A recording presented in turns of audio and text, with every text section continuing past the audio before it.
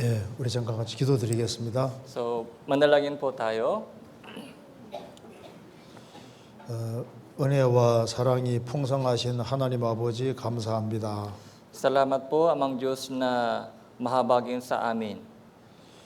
이번에 이 귀한 생활 집회를 갖게 해주신 것을 감사합니다. Salamat po sa inyong pagbigay sa amin ng itong Christian Living Seminar.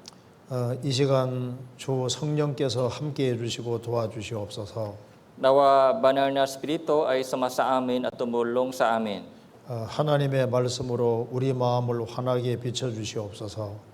So, maglangaw po ang salita ng Diyos sa aming puso. 우리들로 하여금 주 예수 그리스도를 더욱 알 수 있도록 도와주옵소서. Tulungan niyo po kami na lumago sa pagkakilala sa Panginoon Jesus.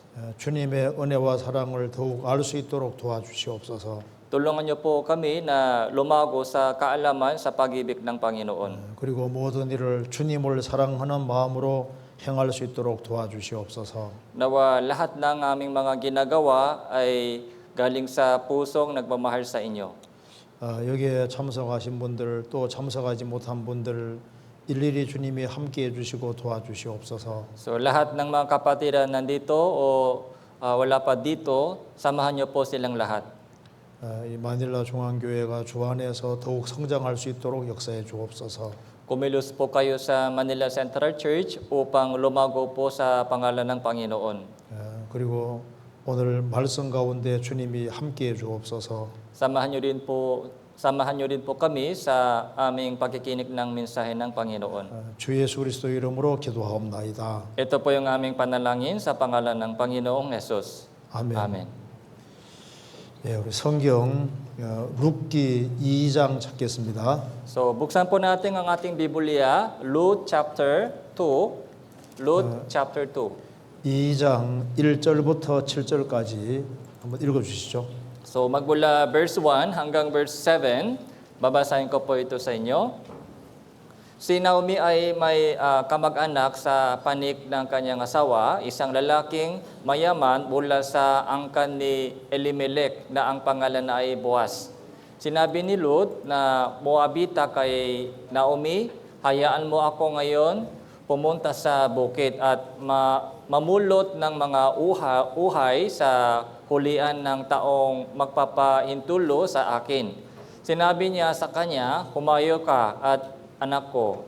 Kaya siya ay umalis, siya ay dumating na namulo sa bukid sa likuran ng mga nagaani. Nakataon, nakarating siya sa bahagi ng lupa na pag-aari ni Boaz, at kabila sa angkan ni Elimelech. At narito si Boaz ay nakarating mula sa Bethlehem na sinabi niya sa mga nagaani, ang Panginoon ay sumasa inyo at sila ay sumagot. Pagpalain ka nawa ng Panginoon. Pagkatapos ay sinabi ni Boaz sa kanyang lingkod na kanyang tagapamahala sa mga nagaani, kaninong dalaga ito? Ang lingkod na tagapamahala sa mga nagaani ay sumagot, siya ay babaeng Moabita na bumalik na kasama ni Naomi mula sa lupain ng Moab. Kanyang sinabi, ipinapakiusap ko na pamulutin at pagtipunin mo ako sa gitna ng mga biki sa likuran ng mga nagaani. Sa gayoy pamaroon siya at nagpatuloy mula sa umaga hanggang ngayon at hindi nagpapahinga kahit na sandali. 만나서 반갑습니다. So, masaya po akong makita kayo lahat. 우리가 이번에 이틀에 걸쳐서 하나님 말씀을 배우게 됐습니다. So, pag-aralan po natin ang salita ng Diyos sa itong 2 araw. 그래서 어떤 것을 말씀을 하면 좋을까 생각을 많이 했습니다. Kaya pinag-isipan ko pong mabuti kung ano ang isi-share ko sa inyo. 그래서 제가 이 마닐라 중앙교회 식구들에게 필요하다고 생각되는 것을 이틀에 걸쳐서 말씀을 드리겠습니다. Kaya sa itong 2 araw, ibabahagi po sa inyo ang mensahe ng Diyos na kailangan dito po sa Manila Central Church. 지금 우리 시대는 지식이 가장 풍부한 시대라고 할 수 있습니다. So, yung panahon po natin ngayon ay punong-puno ng maraming kaalaman. 가장 많은 것을 보고 듣는 시대입니다. So maraming mga nakikita at naririnig ng mga tao. 그런데 가장 많은 것을 보고 듣고 있지만은 또 가장 무식한 시대가 우리 시대입니다. Kahit marami po nakikita at naririnig ng mga tao, pero bihira po yung tunay na kaalaman. 꼭 알아야 될 것은 알지 못하고 몰라도 될 것을 너무 많이 압니다. Kasi alam po ng mga tao yung mga bagay na hindi gaanong kahalaga, pero ang mahalagang bagay ay hindi po nila alam. 생을 살아가면서 아주 필수적으로 알아야 될 지식이 두 가지가 있습니다. So meron pong dalawang bagay na dapat malaman sa buhay po natin. 하나는 하나님에 대한 지식입니다. Yung una ay patungkol sa Diyos.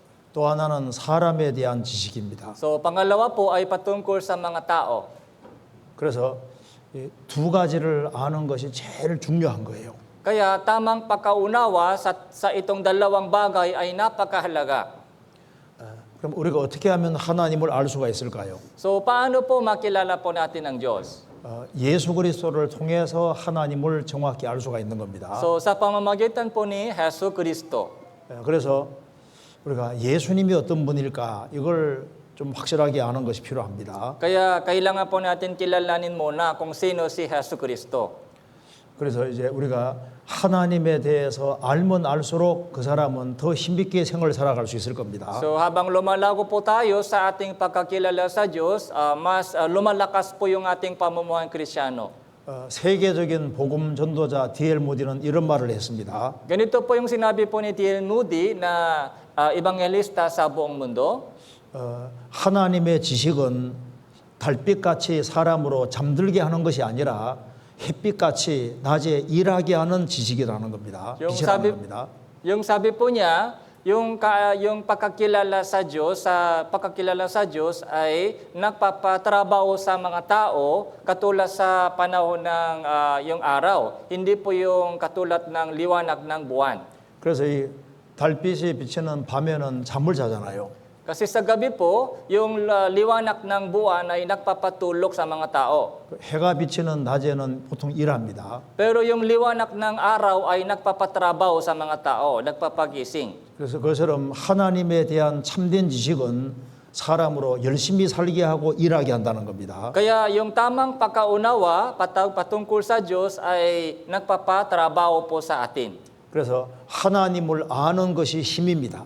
Kaya tamang pagkakilala sa Diyos, yun po yung kapangyarihan natin. 다니엘서 11장에는 하나님을 아는 사람은 용맹을 바란다고 했습니다. Sinabi po doon sa Daniel chapter 11, yung mga tao na nakakilala sa Diyos ay may matapang sa buhay. 어떤 사람들은 세상에 대한 지식이 굉장히 많습니다. So meron pong tao na punong-puno ng maraming kaalaman sa salibutan. 어떤 사람은 박사학위를 몇 개나 가지고 있습니다. So meron po silang maraming mga certificate na yung degree ng doctors, maraming degree ng doctors. 근데 하나님에 대해서는 캄캄하고 아무것도 몰라요.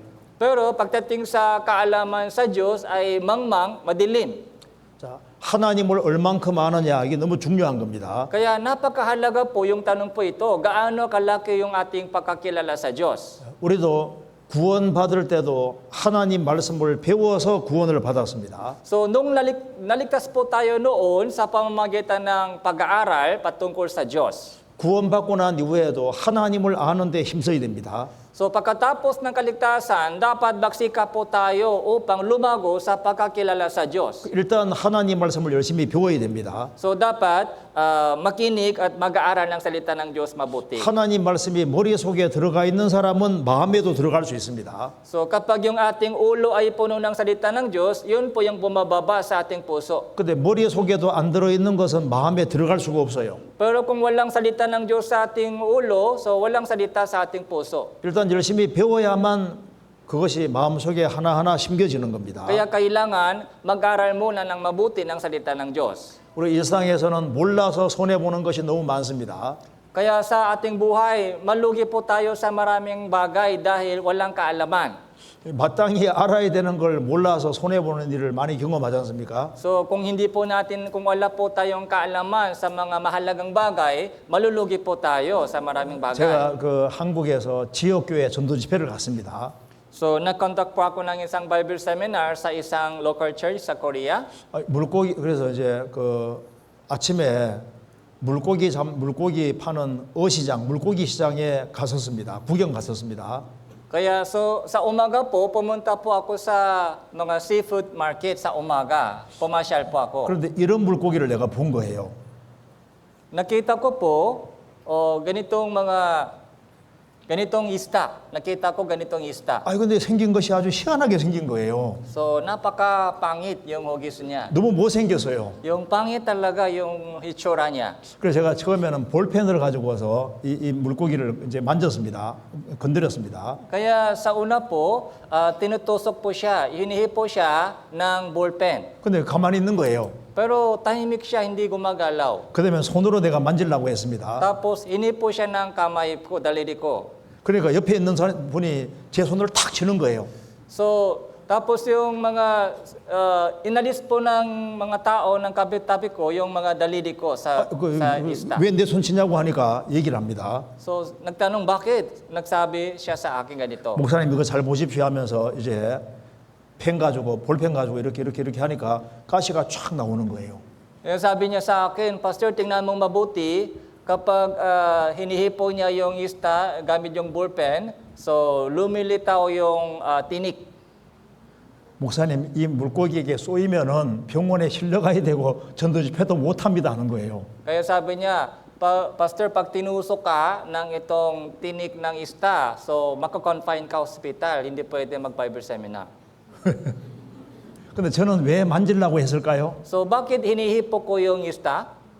모르니까. Dahil hindi ko alam. 무식하니까. So mangmang ako sa ganitong bagay. 모르니까 용감한 겁니다. Kaya matapang ako dahil mangmang ako. 그 동네 사람들은 이거 절대 안 만집니다. Pero yung mga taga doon ay ayaw nila hipunin yung isda ito. 이거 만져가지고 병원에 실려간 사람들을 봤거든요. Dahil nakita nila na maraming tao ay nakakonfine sa ospital dahil sa itong mga isda. 자, 그런데 우리가 꼭 알아야 될 분이 있습니다. So, meron pong isang tao na dapat natin kilala, 예수님입니다. si Hesus Kristo. 그래서 오늘 예수님이 어떤 분인지를 조금 생각을 해보겠습니다. Kaya pag-isipan po natin ngayon kung sino si Hesus Kristo. 이 룻기에 아주 중요한 내용들이 기록이 되어 있습니다. So, maraming mga mahalagang lesson dito sa Lot. 이스라엘의 그 사사 시대는 아주 타락이 많은 시대였습니다. Sa panahon po ng hukom sa bansang Israel ay maraming mga kasalanan. 근데 이 타락한 시대에도 정말 아주 아름다운 이야기가 여기에 기록이 되어 있는 겁니다. So sa kabila ng ganong sitwasyon, nakikita po natin dito napakagandang kwento. 지금 우리가 오늘 배우려는 것은 보아스와 룻에 대한 이야기입니다. Yung storya po natin ngayon ay patungkol kay Boaz saka si Ruth. 예수님 말씀하시기를 모든 성경은 나를 말하는 책이라고 했습니다. Sinabi ni Jesus, lahat ng mga kasulatan ay nagpapatotoo sa akin.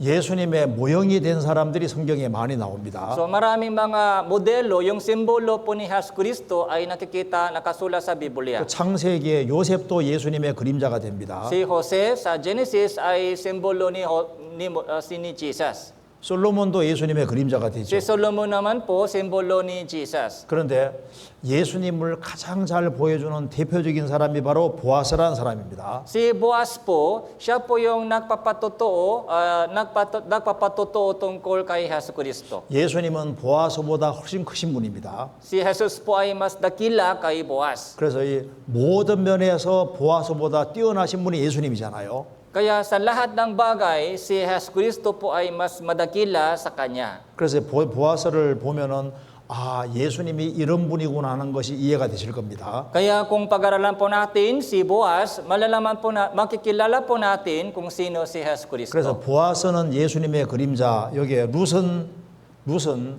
참 성도의 그림자입니다. Si Boaz po, anino po siya ni Hesus Kristo. Si Ruth ay anino siya ng tunay na Kristiyano. 여기에 룻이 많이 앉아 있네요.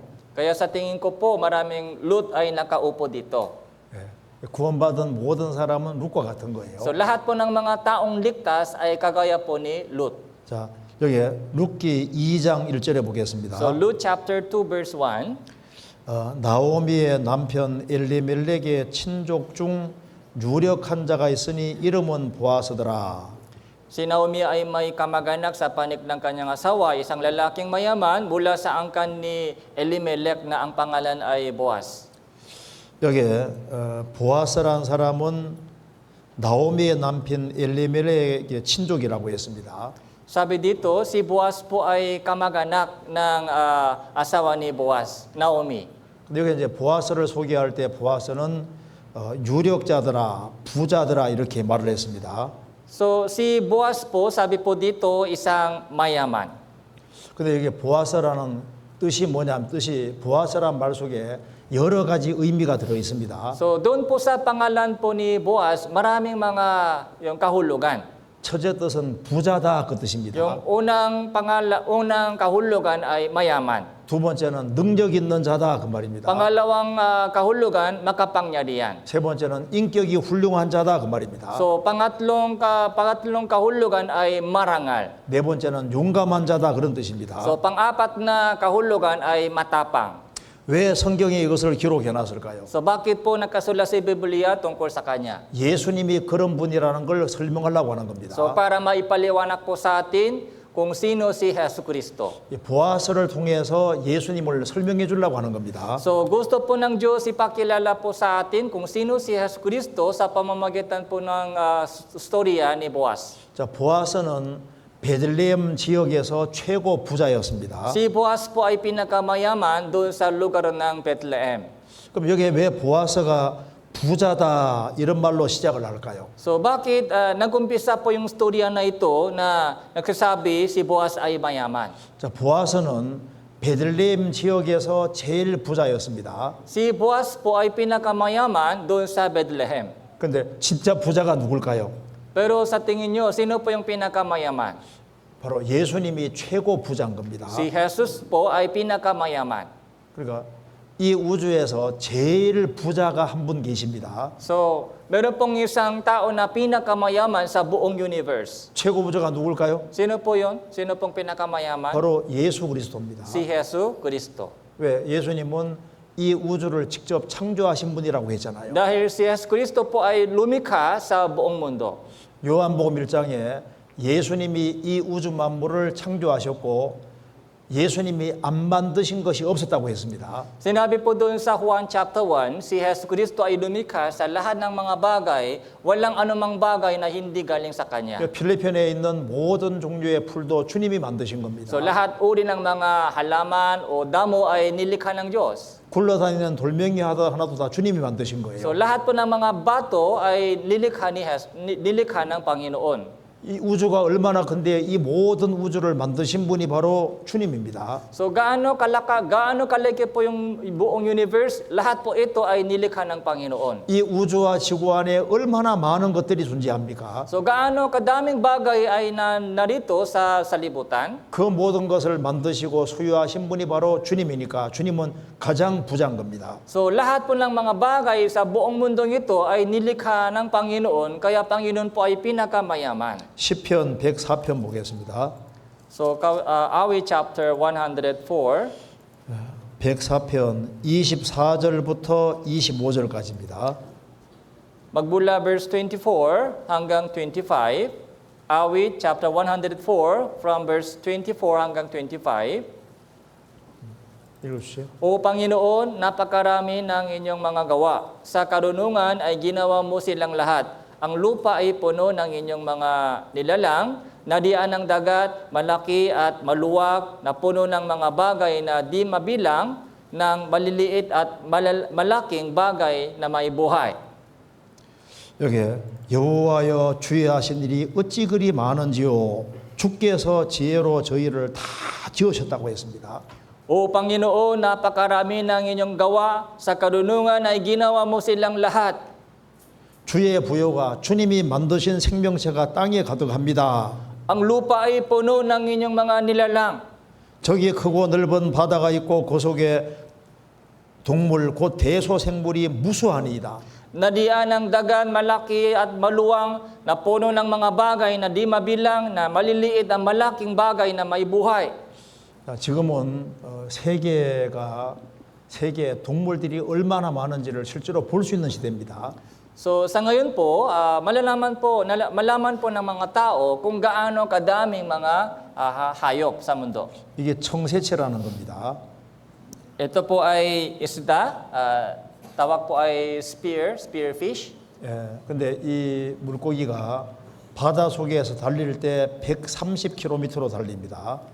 So yung bilis ng takbo niya sa dagat ay 130 kilometers per hour. 바다 속에서 130km면 얼마나 빠른 거예요? Sa tubig ng dagat, yung lumalangoy po siya sa bilis 130 kilometers per hour. 그러니까 130km. 130 kilometers per hour. 안 놀라시네요. Hindi po kayo namamanga. 바다 속에서 130km면 대단한 거예요. Sa tubig, sa dagat, 130 kilometers per hour ay tumatakbo siya, lumalangoy siya. 하나님이 이런 것도 만드셨습니다. Ganito rin po nilikha ng Diyos. 이게 워터독이라는 겁니다. Ito po yung tawag po water dog, yung tubig aso. 그러니까 이 사람을 졸졸 따라다녀요. So, humahabol po siya sa tao. 보셨어요? Nakita niyo po Pagka- ganitong isda?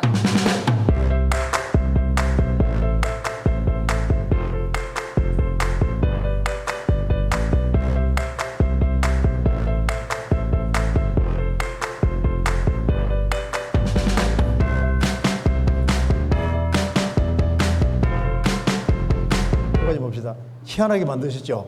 So, amazing talaga yung nilikha ng Diyos. 그러니까 하나님이 별 것을 다 만들어 놓으셨습니다. Kaya lahat uri ng mga bagay ay nilikha ng Diyos. 이 속이 다 보이는 것도 많이 만들어 놨어요. 이거 봐요. 이게 깨구리인데 속이 보이는 개구리입니다. This frog has Ito po yung transparent skin, palaka, pero and you can see its transparent po organs siya. working. Nakikita yung loob. Meet the glass frog, the 속이 다 X-ray 보이죠? frog. Nakikita yung loob. mastered. 이것도 속이 다 보입니다. So, ito yung octopus, Glass octopus. yung Octopus. transparent. 그죠? 이런 게 많아요. 여기 글래드피쉬 같은 경우는 이게 속이 다 보이잖아, Yung 물고기인데. glass fish, nakikita yung loob. Glass catfish. 그리고 하나님은 이 지구 안에 온갖 것을 다 만들어 놓으셨습니다. Kaya napakaraming bagay na yung uri ng nilikha ng Diyos. 그걸 보고 누가 만들었는지 보라는 겁니다. Kaya kailangan po natin isipin kung sino po ang lumikha. 그러니까 이 우주와 지구를 만드신 분은 정말 부자 중에 부자입니다. Kaya yung Panginoon na lumikha sa lahat ng mga bagay sa buong mundo ito ay pinakamayaman. 이 우주에서 지혜가 가장 많은 분도 주님이잖아요. So yung karunungan po ng Panginoon ay pinakamalaki sa buong mundo. 로마서 11장 So Roma chapter 11, 11장 33절입니다. Roma chapter 11 verse 33. 33절 읽어 주시죠. Babasahin ko po ang kalaliman ng mga kayamanan ng karunungan at ng kaalaman ng Diyos. Hindi masuri ang mga hatol niya at hindi masiyasat ang kanyang mga daan. 자, 이 세상에서 제일 부유한 책도 성경입니다. So, yung Biblia po ay punong-puno ng mga kayamanan. 깊도다 하나님의 지혜와 지식에 부유하며 Ang kalaliman ng mga kayamanan ng karunungan at kaalaman ng Diyos. 그의 판단은 청량치 못할 것이며 그의 길은 찾지 못할 것이로다. Hindi masuri ang hatol niya at hindi masiyasat ang kanyang mga daan. 이 조그마한 성경책 속에 우주의 처음부터 끝까지를 다 담아 놓으셨습니다.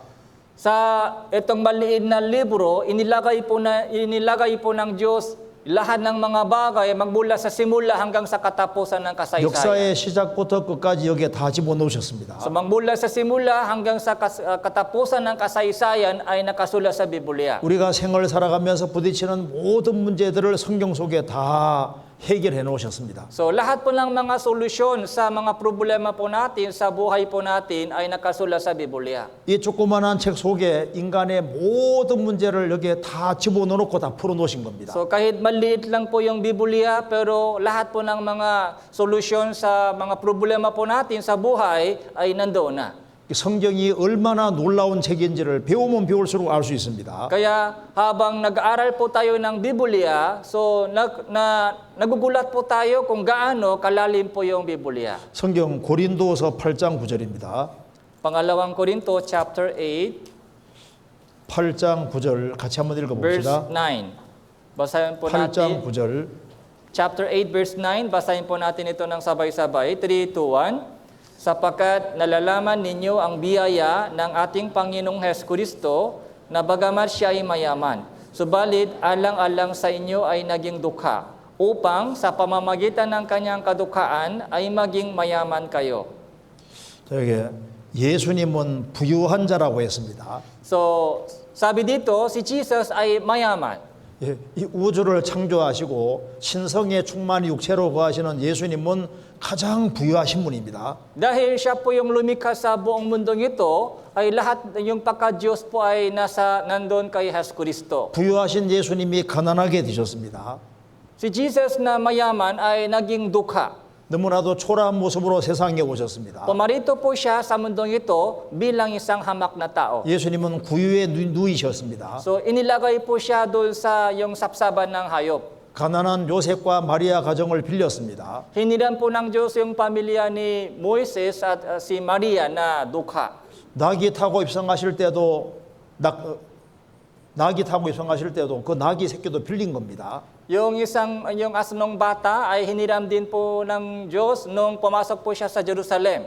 왜 예수님이 가난하게 되셨을까요? So bakit naging dukha si Jesus? 그의 가난함을 인하여 너희로 부유하게 하려 하심이니라. So upang sa pamamagitan ng kanyang kadukhaan ay maging mayaman kayo. 예수님은 진정한 부여를 주시기 원하셨기 때문에 가난하게 되신 겁니다. So pumarito po si Jesus upang magbigay po siya ng tunay na kayamanan sa atin. 예수님 공생의 당시에 예수님께 나오는 모든 사람들은 문제를 해결을 받았습니다. Kaya sa panahon po ni Hesukristo, lahat po ng mga lumalapit sa Kanya ay nakatakpo ng yung solusyon. 그래서 예수님이 가장 부유하신 분이기 때문에 예수님과 연결된 사람이 가장 부유한 사람인 겁니다. Dahil mayaman po si Hesukristo, kaya yung taong na may connection kay Hesukristo, siya rin po yung mayaman. 그래서 예수님은 가장 부유하신 분인 것이 맞잖아요. Kaya si Jesus ay pinakamayaman. Tama po ba? 그런데 예수님이 교회의 머리십니다. Si Jesus po ay ulo ng iglesia. 그래서 교회가 영적으로 가장 부유한 곳입니다. Kaya ang iglesia po ay pinakamayaman spiritually. 로마서 9장 보겠습니다. So Roma chapter 9, 9장 23절. verse 23. 9장 23절. Roma chapter 9, verse 23, babasahin ko po. 읽어주시죠. Upang maipakilala niya ang kayamanan ng kanyang kaluwalhatian sa mga kinaawaan na kanyang inihanda nung una pa para sa kaluwalhatian. 자, 이 말씀은 예수님이 오시기 전에는 유대인이라는 진흙그릇과 이방인이라는 진흙그릇 두 종류의 그릇이 있었다는 겁니다. So, ang kahulugan po dito, bago dumating po si Hesukristo sa paningin ng Diyos, may dalawang uri ng grupo ng tao, yung mga Israelita, saka yung mga Hentil. 근데 예수님께서 제3의 새로운 그릇을 하나 만들었다는 겁니다. Pero sa pamamagitan po ni Hesukristo, nakaroon po ng isa pang panibagong yung lahi. 그것이 바로 교회라는 그릇이라는 겁니다. Yun po yung lahi ng iglesia. 그래서 이 교회라는 그릇에게 하나님의 영광의 부유함을 계속 알게 하신다 그 말입니다. Kaya doon po sa yung panibagong lahi ng iglesia, ipinapakilala po ng Diyos yung kanyang kayamanan.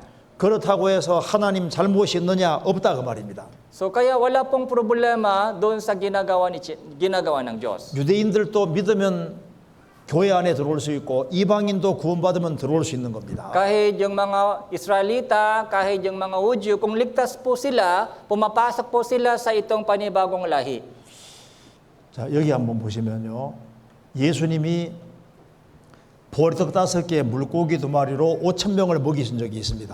So, yung pinakain po ni Jesus, yung 5,000 tao sa pamamagitan ng 2 isda at 5 tinapay. 이때는 12바구니를 거둡니다. So, tapos yung yung natitira ay ibinalik sa 12 kaing. 이 바구니는 조그만 겁니다. Yung kaing, yung basket ay maliit. 그 헬라 원어대로 이게 작은 바구니를 말하는 겁니다. Kaya yung laki po ng itong kaing ay maliit lang sa wikang Griego. 근데 예수님이 4,000명을 먹이실 때는 7광줄입니다.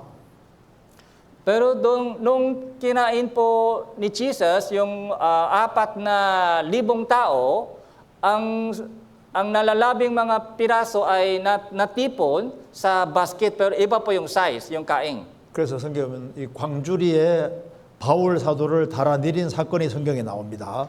Kaya nagkasulat sa Biblia, doon po sumakay si Apostol Pablo nung tumakas po siya. 근데 5,000명을 먹이실 때는 유대인에게 먹였다고 했습니다. So yung 5,000 tao ay para sa mga Hudyo lang. 근데 4,000명 먹일 때는 이방인에게 먹였습니다. Pero yung 4,000 tao, ito po yung Hudyo. Ito po yung Hentil. 유대인에게 5,000명 먹이고는 12바구니가 남았습니다. Yung basket po na napuno ng mga tira pagkatapos kumain 5,000 tao, 이방인에게 먹일 때는 4,000명 먹일 때는 7광줄입니다. pero yung basket na napuno ng mga natitirang piraso pagkatapos kumain 4,000, 그러니까 이제 12바구니 속에 있는 그 남은 것은 한 광주리 안에도 다 들어갈 수 있는 거예요. 광주리 그만큼 큰 겁니다. pero yung iba po yung size ng itong mga basket. Ito yung mga unang, itong size, kay 12 ay pwede inilagay sa isang basket dito. 왜 남겨두셨을까요? So bakit po may natira? 자, 이 은혜 시대가 끝나고 난 다음에 지금 7년 환란 속에 들어가면 이스라엘 12지파 14만 4천 명이 구원받게 됩니다. So pagkatapos ng panahon ng biyaya, yung grace, pag pumasok po sa 7 years of tribulation, 144,000 na Hudyo ay maliligtas. 자, 그런데 이방인에게 먹였을 때는 7광줄입니다. Yung 7 basket po ay nalabi. 광주리는 Pagkatapos 크다고 kumain 했습니다. ng mga Gentile. 그래서 예수님이 죽으시고 부활하신 이후에 7교회가 시작됐다는 거 아시죠? So pagkatapos ng kamatayan at muling pagkabuhay ni Kristo, nagumpisa na po yung mga 7 iglesia. 그러니까 교회 하나당 광줄이 하나씩입니다. So ibig sabihin, para sa isang iglesia, isang malaking basket. 그러니까 하나님께서 이방인들에게 아주 넘치는 축복을 줄 것을 보여주시는 거예요. So ibig sabihin, yung 7 malaking basket po ay masaganang biyaya ng Diyos para sa mga hentil. 그래서 신약 시대에 예수님과 연결된 사람, 교회와 연결된 사람은 정말 예수님 때문에 부유한 자가 된 겁니다. Kaya sa panahon ng bagong tipan, yung mga taong naligtas, may connection kay Kristo, sila po ay mayaman sa harapan ng Diyos. 로마서 10장 12절을 읽어주시죠. So Roma chapter 10, 10장 12절. So Roma chapter 10 verse 12, babasahin ko po. Sapagkat walang pagkakaiba sa Hudyo at Griego, sapagkat ang Panginoon ay siya din Panginoon ng lahat at siya ay mapagbigay sa lahat ng tumatawag sa Kanya. 유대인이나 헬라인이나 차별이 없습니다. 한 주께서 모든 사람의 주가 되셨습니다. 주께서 저를 부르는 모든 사람에게 부유하시도다. Walang pagkakaiba sa Hudyo at Griego, sapagkat ang Panginoon ay siya din Panginoon ng lahat, siya ay mapagbigay sa lahat ng tumatawag sa Kanya.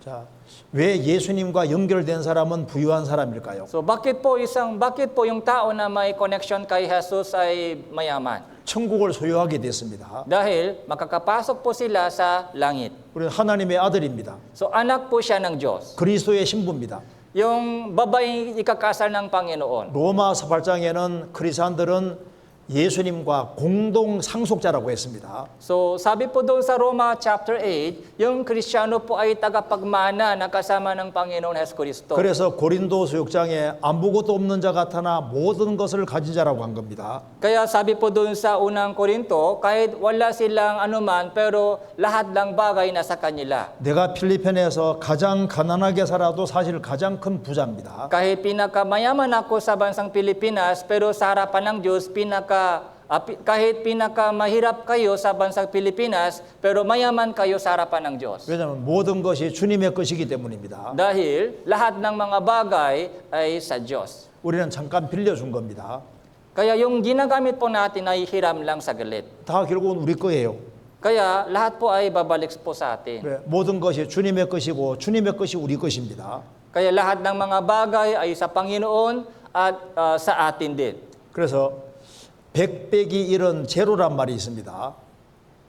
100에다가 빼기 1은 제로다 그 말입니다. So meron pong ganitong sabi, 100 minus 1 ay 0. 자, 다 가지고 있는데 예수님 없으면은 제로다 그 말입니다. So kahit lahat ng bagay nasa Kanya, pero kung wala si Jesus sa Kanya, magiging 0.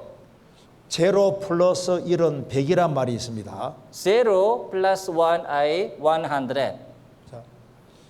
아무것도 없는데 내가 예수님을 소유한 게 확실해요. 그 사람은 다 가지고 있는 겁니다. Kahit wala po tayong anumang bagay, pero kung nasa atin po si Jesus lahat ng bagay nasa atin na. 성경 요한계시록 2장에 서머나 교회 성도들은 환란이 있고 궁핍이 있고 장차받을 환란이 또 있었습니다. So doon po sa Revelation chapter 2, yung mga kapatid sa Sermona, dumadaan po sila sa persecution at pag-uusik. 먹을 것도 없어요. So walang pagkain sila. 그런데 성경에서 뭐라 했습니까? 실상은 부유한 자라고 했습니다. Pero sabi po ng Diyos, sila po ay mayaman. 아무것도 없어도 믿음이 확실한 사람, 예수님을 소유한 사람은 실상은 부유한 자인 겁니다. Kahit wala anuman, pero kung meron po tayong pananampalataya at kilala si Jesus, mayaman tayo. 그래서 신앙이 확실한 사람은 세상을 부러워하지 않는다 그 말입니다. Kaya kung malakas po yung ating pananampalataya, walang inggit sa salibutan. 이 사람이 우찌무라 간조란 사람입니다. So ito po yung isang Uchimura Kanjo, yung Japanese. 윌리엄 스미스 클락을 통해서 신앙을 갖게 됩니다. So naligtas po siya sa pamamagitan po ni William Smith Clark. 물론 우찌무라 간조는 미국에 유학 가서 구원을 확실히 받습니다. So Uchimura Ganjo, naligtas po siya nung nag-aaral po siya sa Amerika.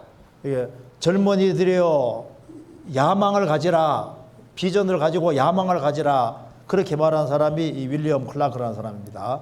So William Boys be ambitious. Smith Clark sabi, boys be ambitious. 근데 이 우찌무라 간조는 한번 미국에 갔습니다. So Uchimura Ganjo, pumunta po siya sa Amerika. 그 미국과 캐나다 국경에 나이가라 폭포가 있습니다. So meron pong isang yung fall, Niagara Falls sa pagitan ng Canada and America. 그래서 그 사람이 말했습니다.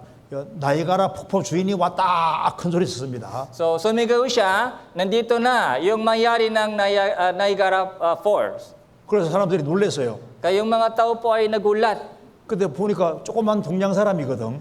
Natakpuan po ng mga tao, isang maliit na yung mga Asian ay sumisigaw. 그 당신 아버지가 누구요? Kaya nagtanong po sila, sino ba yung tatay mo? 나이가라 폭포 주인 아들이 왔다고 하니까 아버지가 누구요? So dahil sabi po niya, nandito na yung mga anak ng mayari ng Niagara Falls. 하나님이 우리 아버지라고. Sabi niya, ang Diyos ay anak ko, ang Diyos ay ama ko. 맞죠?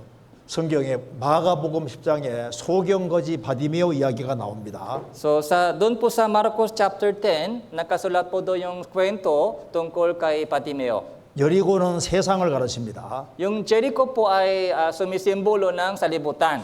여리고에 살고 있는 소경이고 거지인 나사로는 누굴 가르칩니까?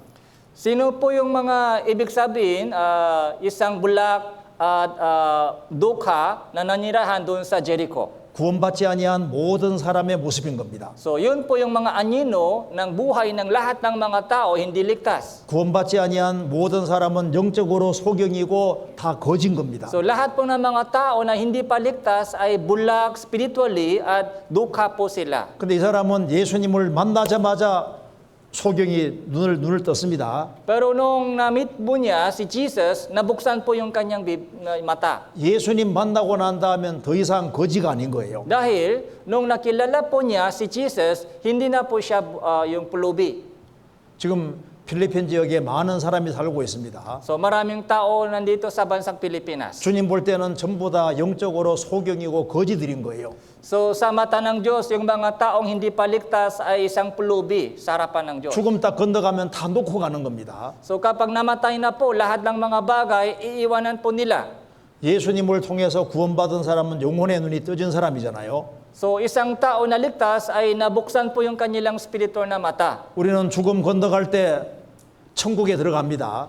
Pag namatay na po tayo, papasok po tayo sa kaharian ng Diyos. 우리가 주 안에서 수고한 것을 다 가지고 천국 가는 거예요. So lahat po ng mga ginawa po natin para sa Panginoon ay dadalhin po natin doon sa langit. 그래서 이 보아서는 첫 번째 부자라고 성경이 말했습니다. Kaya si Boaz po ay mayanan po siya.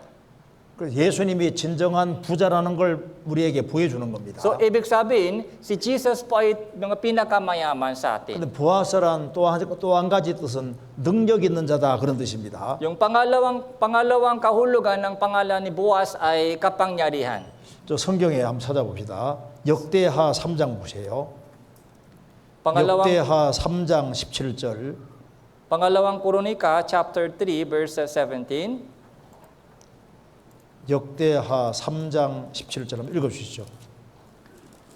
Chapter 3 verse 17, babasahin ko po. Kanyang itinayo ang mga haligi sa harapan ng templo. Ang isa ay timog, ang isa ay sa hilaga. Ang nasa timog ay tinawag na Jakin at ang nasa hilaga ay Boaz. 이 솔로몬이 성전을 만들었습니다. Si Solomon po ay nagtayo ng templo. 그 성전 앞에 두 기둥이 있었습니다. Meron pong dalawang malaking haligi sa harapan ng templo. 하나는 야긴, 하나는 보아스입니다. So isa ay Yakin, pangalawa ay Boaz. 야긴은 저가 세월이라 그런 뜻입니다. Ang meaning po ng Yakin, siya ang nagtayo. 보아스는 그에게 능력이 있도다 그런 뜻입니다. Yung Boaz po, yung meaning po ng Boaz, nasa kanya yung kapangyarihan. 그래 보아스는 능력 있다, 능력 있는 자다 그런 뜻입니다. So ibig sabihin, yung Boaz ay meaning may kapangyarihan. 그래서 이 보아스는 베들레헴 지역에서 제일 큰 부자인 동시에 능력을 행사하면서 어려운 문제를 풀어주던 사람이다 그 말입니다. Kaya si Boaz po doon sa Bethlehem, pinakamayaman at makapangyarihan, nagbibigay po siya ng solusyon sa mga problema ng tao. 베들레헴 지역에서 어려운 문제가 있는 사람은 얼른 보아스에게 왔습니다. Kaya yung mga tao sa Bethlehem, kapag may problema, lumalapit po sila agad kay Boaz. 그 보아스는 어려운 문제를 다 풀어줄 수 있는 능력이 있었습니다. Dahil si Boaz po may kapangyarihan na magbibigay ng solusyon sa lahat ng kanilang problema. 그래서 그는 크게 존경을 받았던 겁니다. Kaya ginagalang po siya ng maraming tao. 그런데 제일 크게 능력을 행사하는 자가 누굽니까? Pero ang tanong, sino po yung pinaka makapangyarihan sa lahat ng tao? 예수님이야말로 진정한 능력자입니다. Si Jesus po ay pinaka makapangyarihan. 진짜 보아서는 예수님인 거예요. Kaya si Boaz po ay anyino ni Jesus. 보아서는 능력과 힘이 있었습니다. 예수님은 진짜 힘과 능력이 있는 분이에요. Si Boaz po may kapangyarihan, si Jesus po ay pinaka makapangyarihan. 왜냐하면 예수님은 전능자이기 때문에 그렇습니다. Dahil si Jesus ay walang imposible. 예수님은 모든 문제를 풀어줄 수 있는 능력이 있는 분입니다. So lahat uri ng mga problema po natin ay malulutas po ng Diyos. 요한계시록 1장 보겠습니다. Revelation chapter 1. 1장 8절 읽어주시죠. So Apocalypse chapter 1 verse 8, babasahin ko po. Ako ang Alpha at ang Omega, sabi ng Panginoong Diyos, na siyang na ngayon at ang nakaraan at ang darating, ang makapangyarihan sa lahat. 여기에 주 하나님은 예수님을 말씀하는 겁니다. Yung Panginoong Jesus ay si Jesus. 예수님 말씀하시기를 나는 알파와 오메가라. Sinabi ni Jesus, ako ang Alpha at Omega. 이제도 있고 전에도 있었고 장차할 자요. So ngayon at ang nakaraan at ang darating. 그리고 전능자라 하시더라. So makapangyarihan sa lahat. 주님은 전능하신 분입니다. Kaya ang Panginoon po ay makapangyarihan. 보아서는 능력이 많았습니다. Si Boaz po ay makapangyarihan. 주님은 능력이 많은 것이 아니라 전능입니다. 전능. 뭐든지 할 수 있는 분입니다. Ang Panginoon po hindi po yung mga ordinaryong makapangyarihan, yung walang imposible sa Kanya. 자, 요한계시록 5장 보겠습니다. Apocalypse chapter 5, 5장 6절 읽어주시죠. verse 6. Apocalypse chapter 5, verse 6. Pagkatapos ay nakita ko sa gitna ng trono at ng apat na nilalang na buhay at sa gitna ng matatanda ang isang koroderong nakatayo na tula sa isang pinaslang na may 7 sungay at 7 mata na siyang 7 espiritu ng Diyos na sinugo sa buong daigdig. 여기 사도 요한은 하늘에서 일찍 죽임 당한 것 같은 어린 양을 봤습니다. Nakita po ni Apostol Juan doon sa langit isang koroderong na pinatay. 이 바로 어린 양은 예수님을 가르칩니다. Yung korodero po ito ay si Jesus. 예수님은 우리를 위해서 피를 흘리고 죽어주신 분입니다. Si Jesus po ay namatay at dumanak po yung kanyang dugo para sa atin. 그런데 보니까 7 뿔이 있어요. Ang nakita po niya may 7 sungay. 뿔은 힘을 가르칩니다. Yung sungay po ay simbolo ng lakas, 7은 kalakasan. 완전수입니다. Yung 7 ay perfectong number. 뿔이 7이라는 것은 전능하신 분이다 그 말입니다. Kaya 7 sungay ay meaning makapangyarihan. 그리고 7 눈이 있습니다. 7 mata. 눈은 보는 거지 않습니까? Yung mata po ay tumitingin. 근데 7 눈이에요. Yung 7. 모든 것을 다 보고 모든 걸 아신다 그 말입니다. So, ibig sabihin, nakakakita po siya sa lahat ng bagay. 예수님은 전지 모든 것을 다 아시고 모든 것을 보시고 모든 걸 할 수 있는 분이다 그 말입니다. Kaya, si Jesus po ay nakakakita po siya sa lahat ng bagay, nakakaalam sa lahat ng bagay, at makapangyarihan sa lahat. 그런데 7 눈은 7 영이라고 했습니다. So, 7 mata po ay 7 espiritu. 왜 눈이 영일까요? So, bakit mata ay espiritu? 주님이 딱 주목해 보는 사람에게는 주님이 성령의 역사를 나타낼 것을 말씀하시는 겁니다. Dahil, ang tao na kapag isang tao po ay tinitingnan ng Diyos mabuti, doon po kumikilos po ang banal na espiritu. 하나님이 하늘에서 보시니까 룻이 진리를 찾고 있습니다. So, nung nakita ng Diyos, si Lut ay naghahanap ng katotohanan. 그러니까 딱 주님이 보시고 보아스하고 연결시키잖아요. Kaya, dinala po siya ng Diyos patungo kay Boaz. 사도행전 8장에 에디오피아에서 예루살렘까지 마차 타고 예배하는 사람이 있었습니다. So, doon po sa Gawa chapter 8, nakita po ng Diyos isang tao na nagbiyahe patungo sa 그는 Jerusalem. 인생의 문제를 풀고 싶어 하는데 답을 몰라요. So, gustong-gusto niyang malaman yung solusyon sa buhay niya, pero hindi niya alam. 그는 아주 비싼 이사야 성경을 하나 사본을 구해서 마차 위에서도 읽고 있습니다. Kaya bumili po siya ng isang napakamahal na yung akalat ng Isaya. Nagbasa po siya ng Isaya habang sumakay sa karwahe. 주님은 모든 것을 보시는 분이니까 보시고 빌립 집사를 보내서 구원받게 도와주잖아요. Yung taong ito ay nakita ng Diyos, kaya dinala po, isinugo ng Diyos si Philip para sa kanya. 주님은 모든 것을 보고 있는 분입니다. Tinitingnan po ng Diyos lahat ng bagay. 누가 진리를 찾는지도 보십니다. Kaya alam niya kung sino-sino naghahanap ng 누가 katotohanan. 간절히 하나님을 사모하는지도 봅니다. So alam niya kung sino-sino naghahanap sa Diyos. 주님이 주목하는 사람에게는 성령의 역사를 나타내 주시는 겁니다. Kaya kapag isang tao po ay tinitingnan ng Diyos, doon po kumikilos yung banal na espiritu. 보아서는 능력이 있었기 때문에 베들레헴 사람이 보아서 찾아오면은 적극적으로 문제를 해결해주고 도와줬습니다. Dahil si Boaz po ay makapangyarihan, kaya kapag may tao lumalapit sa kanya, dala yung problema, so lahat po ay nalutas. 주님은 지금도 살아 계시기 때문에 주님의 도움을 구하는 사람을 적극적으로 도와주십니다. Kaya ganun din po ang Panginoon, buhay po siya ngayon. Kaya lahat po ng mga lumalapit sa Kanya ay binibigyan ng yung lutas. 예수님 공생의 당시에 예수님께 나오는 사람들을 주님은 다 고쳐주시고 도와주셨습니다. Sa panahon po ni Jesus, lahat po ng mga lumalapit kay Jesus ay pinagaling po niya. 지금도 마찬가지인 겁니다. So ganun din po ang nangyari sa ngayon. 자, 마태복음 12장입니다. Matthew chapter 12.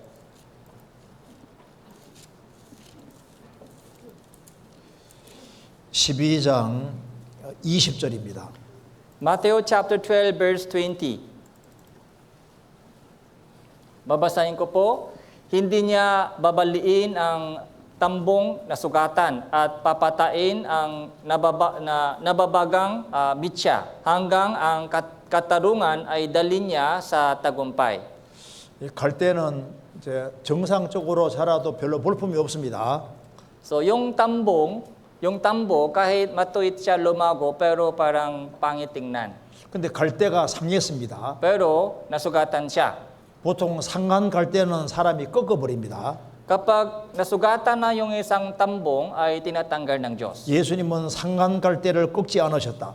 Pero hindi babaliin ang tambong nasugatan. 꺼져가는 심지를 끄지 아니하시고 어떻게 하든 간에 거기에다가 기름을 주시는 것처럼 성령을 주시려고 했던 겁니다. Hindi pinapatay niya ang nababangang mitya kahit papaano binubuhay po siya. 누가 그림 잘 그려놨습니다. Ito po yung magandang illustration.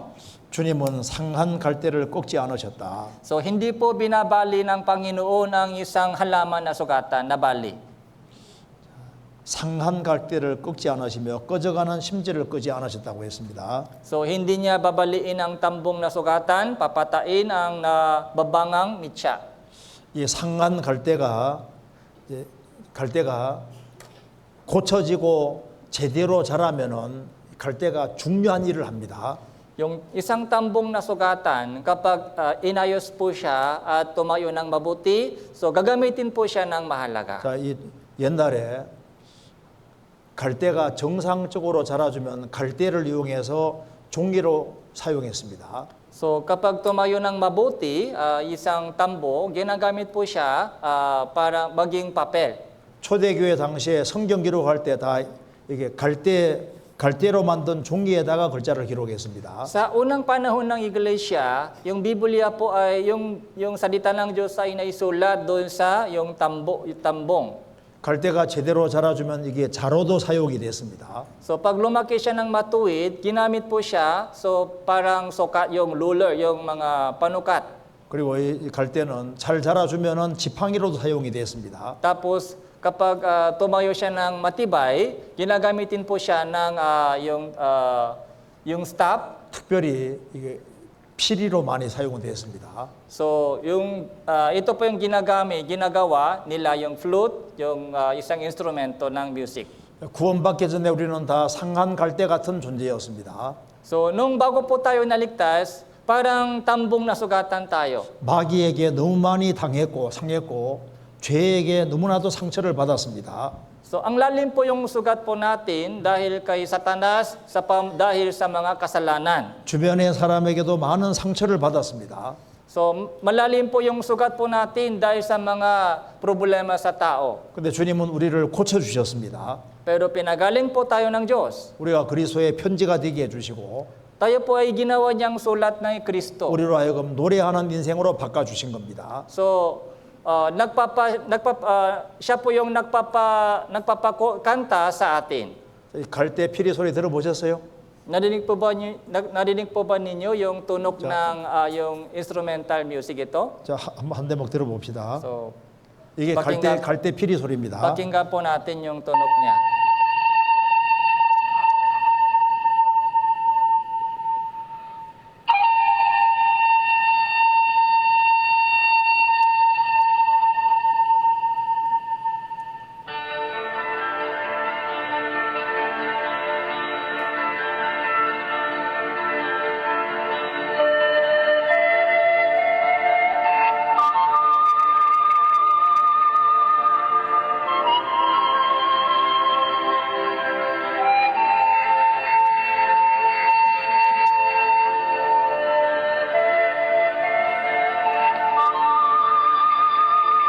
들어봤죠?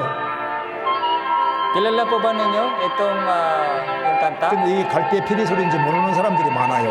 Pero maraming tao hindi nila alam kung anong musical instrument ginamit. 이게 슈베르트의 세레나데인데 요것도 요 피리 소리 한번 들어봐요. Yung Schubert Serenade, ito rin po ay pakinggan po natin. 들어봤을 겁니다. 이게 갈대 피리 소리입니다. Siguro nakilala niyo po ito.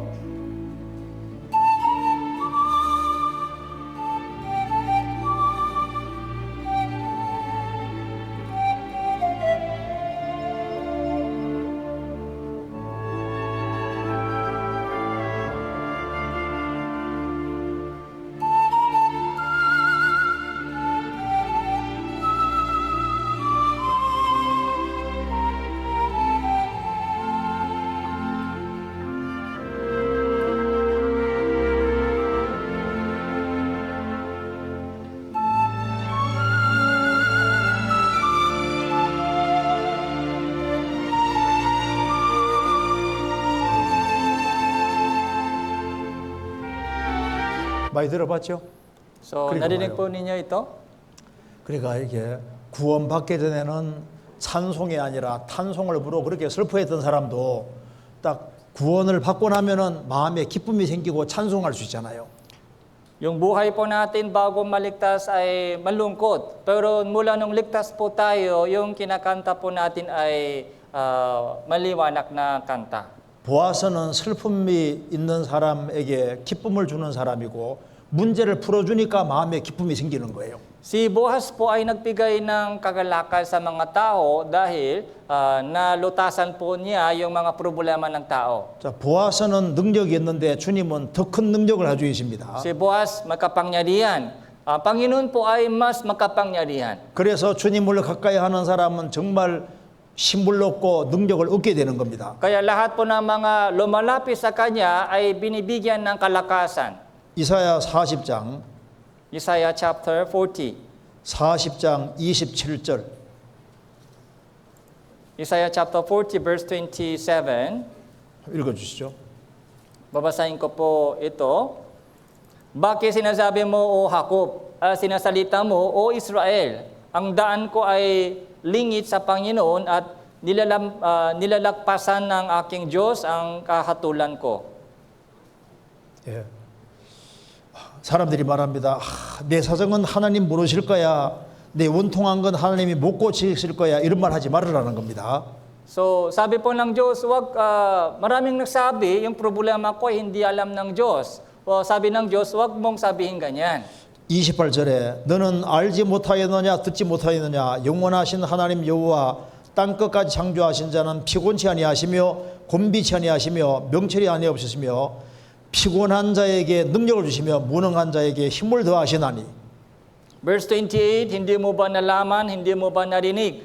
Ang Panginoon ang walang hanggang Diyos, ang lumikha ng mga dulo ng lupa, hindi siya nanghihina o napapagod man, walang makakatarok ng kanyang kaunawaan. Siya ay nagpibigay ng lakas sa mahina at sa kanya ay walang kapangyarihan at dinadagdagan niya ang kalakasan. 예, 소년이라도 피곤하며 곤비하며 장정이라도 넘어지며 자빠지되 Maging ang mga kabataan ay manginghina at mapapagod, ang mga binata ay lubos na mabubual.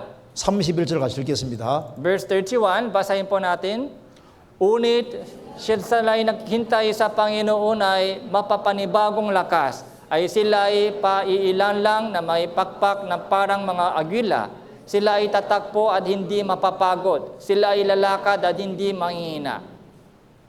모든 문제는 하나님을 쳐다보지 않는 데 생기는 겁니다. So, lahat po ng mga problema ay nangyari dahil hindi po tayo tumitingin sa Diyos. 오직 여호와를 앙망하는 자는 주님이 보십니다. So, lahat po ng mga naghahanap sa Kanya ay tinitingnan ng Diyos. 주님이 보시고 그 사람에게 힘을 주시는 거예요. Tapos, binibigyan po sila ng kalakasan. 주님은 전지하십니다. 다 보고 있습니다. So, ang Diyos po ay nakakakita sa lahat. 누가 눈을 주님께 드는지를 보시는 거예요. So, alam ng Diyos kung sino po ang naghahanap sa Kanya. 정말 눈을 들고 하나님의 도움을 구하는 사람은 주님이 보시고 그 사람에게 능력을 주시는 겁니다. Kaya, yung mga naghahanap sa Diyos at humihingi ng tulong sa Diyos, sila po yung binibigyan ng kalakasan. 그는 독수리 날개치며 올라감 같을 것이다. So parang agila, parang mga agila, pailan lang na may mga pakpak. 여기 왜 독수리 얘기를 하고 있을까요? Bakit nakasulat po dito agila? 여기 보세요. 지금 지구상에서 제일 높이 나는 새가 독수리입니다. Yung agila po ay pinaka mataas na umaabo sa mga ibon. 1000m 이상 날아가는 비행기 높이만큼 날아다니는 새가 독수리예요. So yung mga taas po ng paglipad ay pataas na 10,000 metro. 바로 이 새입니다. Ito po. 루펠 독수리입니다. So rupel, yung agila, yung pangalan. 이 루펠 독수리는 1973년에 이제 비행기하고 충돌했습니다. So noong 1973, so binangga siya ng eroplano 11,277m에서 충돌했습니다. doon sa taas ng 11,277 metro. 이거 한번 보세요. Tingnan po natin. 비행기보다 더 높이 나는 새가 바로 이 새입니다. Yung paglipat po niya In the ay mas rugged pataas landscapes of kaysa Africa, eroplano. one bird reigns supreme in the skies above, introducing the majestic Ruppel's griffon 루펠 vulture, 독수리. a true So master of the rupel, air. agila.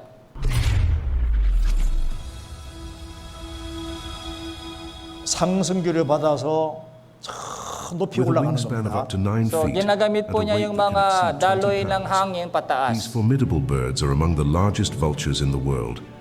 But it's not just their size that sets them apart. It's their incredible ability to reach astonishing heights.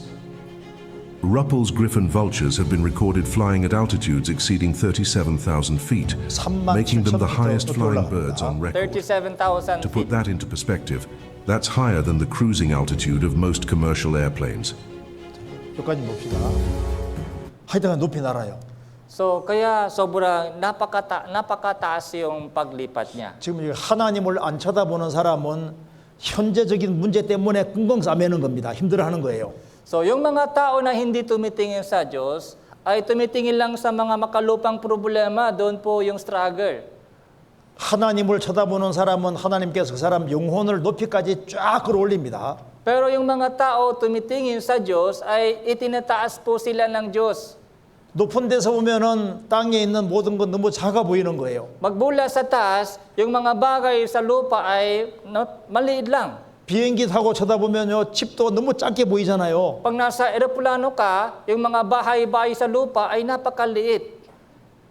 내가 아무리 큰 문제가 있어도 주님 도와주면 당장 해결될 수 있는 겁니다. Kahit gaano kalaki yung problema mo, pero pag tinulungan ka ng Diyos, madali lang yan. 하나님을 쳐다보는 사람은 하나님이 도와주십니다. Kaya lahat po ng mga umaasa sa Diyos ay tinutulungan ng Diyos. 그래서 성경이 말씀하기를 하나님을 향해서 입을 넓게 열으라고 말씀하신 겁니다. Kaya sabi po sa Biblia, buksan mo ang inyong mga bibig patungo sa Diyos. 그래서 보아서는 첫째 부자라는 뜻입니다. Kaya si Boaz po, sa una, mayaman siya. 두 번째는 능력 있는 자다 그 뜻입니다. Pangalawa po ay makapangyarihan siya. 세 번째는 인품이 훌륭하다 그런 뜻입니다. So pangatlo po ay marangal siya. 그래서 이 보아서 지역에서 도덕적으로 정말 훌륭한 사람, 인격이 아주 훌륭한 사람이 살았는데 그 사람이 바로 보아스입니다. Kaya sa lugar po ni Boaz po, siya po yung pinakamarangal ay magandang character sa lahat ng mga bagay. 근데 이 우주에서 제일 인격이 훌륭하신 분이 누굽니까? Sino po yung pinakamarangal sa buong universe? 바로 예수 그리스도예요. Si Jesus. 최고의 인격자입니다. So, yung pinakamarangal siya.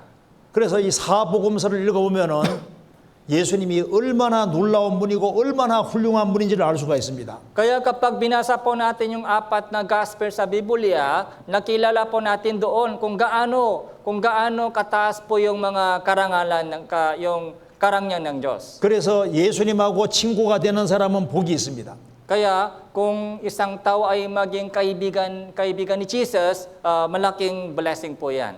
예수님은 전체가 다 사랑스러운 분입니다.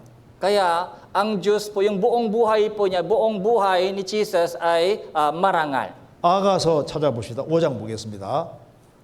Song of Songs, chapter 5. 아가서 5장 Yung Song of Songs, chapter 5. 5장 10절입니다. Verse 10.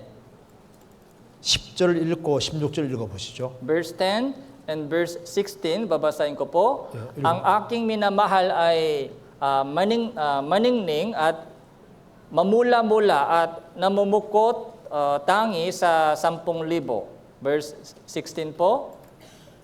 Ang kanyang pananalita ay pinaka matamis at siya ay totoong kanais-nais. Ito ay aking sinta at ito ay aking kaibigan o mga anak na babae ng Jerusalem. 예수님은 시고도 부르고 예수님은 성결하시고 깨끗하신 분인 동시에 우리를 위해 피를 흘려주신 분입니다. Si Jesus po ay banal at malinis pero namatay po siya para sa atin. 그래서 모든 사람에게 가장 뛰어나다 그렇지 않습니까? Kaya siya po yung pinaka makapangyarihan. 그 입은 심이 달다고 했습니다. So yung kanyang pananalita ay pinakamatamis. 예수님 입에서 나오는 말씀이 얼마나 우리 영혼에 달콤합니까? Yung mga salita ng Panginoon ay napakatamis sa atin. 그 kaluluwa. 전체가 사랑스럽구나. Siya ay totoong kanais-nais. 그래서 여기에 이 베들레헴 지역에 살고 있는 보아스는 아주 인격이 훌륭한 사람이고 그 다음에 보아스는 뜻이 용감하다는 뜻이 들어 있습니다. Tapos yung si Boaz po ay ikaapat ay matapang siya, matapang. 그래서 보아스는 어려운 사람을 적극적으로 도와주고 그리고 용감했습니다. Kaya hindi po siya natakot sa mga problema ng mga tao sa patulong sa mga problema. 그래서 이 룻의 문제를 풀어주는데 아주 적극적이었습니다. Kaya siya po yung aktibo na tumulong kay Ruth. 제일 용감하신 분이 바로 예수님입니다. Yung pinakamatapang po ng tao ay si Jesus. 예수님은 우리를 위해서 시간 속에 뛰어들어오셨습니다. So, tumalon po siya sa problema po natin. 그리고 예수님 십자가 못 박히실 때 겉옷과 속옷이 벗겨졌습니다. Nung ipinako po siya sa cross, lahat po ng mga hinubaran po siya lahat. 우리 때문에 부끄럽게 생각하지 않고 겉옷과 속옷이 벗겨지는 수치를 당했습니다. So, tiniis po niya yung kahiyaan para sa atin. 그리고 용감하게 십자가 달리시고 우리 대신 죽어주셨잖아요. So, hindi po siya natakot na ipinako sa cross para sa ating kasalanan.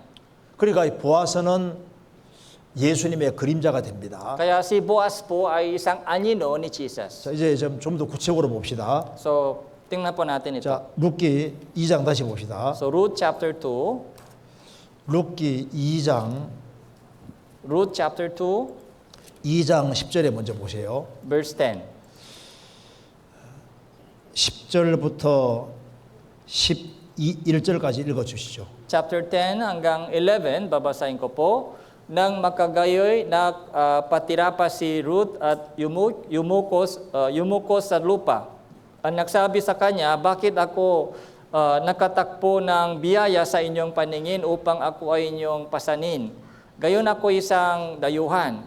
Uni sinabi ni Boaz sa kanya, ipinaalam sa akin ang lahat ng ginawa mo sa inyong biyenan mula sa pagkamatay ng inyong asawa. At kung paano inyong iniwan ang inyong ama at inyong ina, at ang lupain isinilang mo, at ikaw ay pamarito sa bayan na hindi mo nalalaman noon.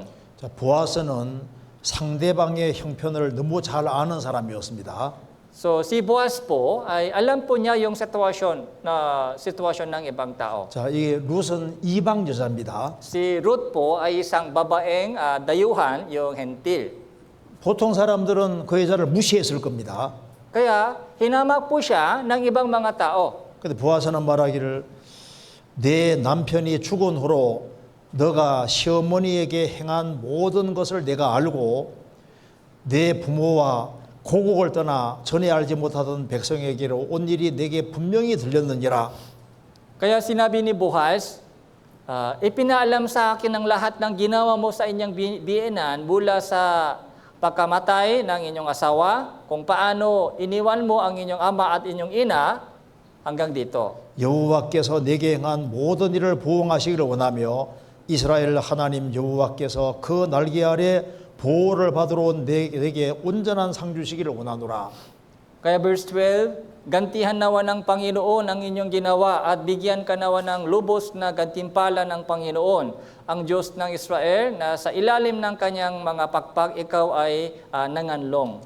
보아스는 사람에 대해서 굉장히 큰 관심을 갖고 있는 사람이었습니다. So si Boaz po, meron po siyang mga malaking concern sa mga problema ng ibang tao. 그런 아주 세심한 관심을 가지고 이 보아스 지역에 한 여자가 들어왔는데 관심을 가지고 다 그 상황을 다 알고 있었습니다.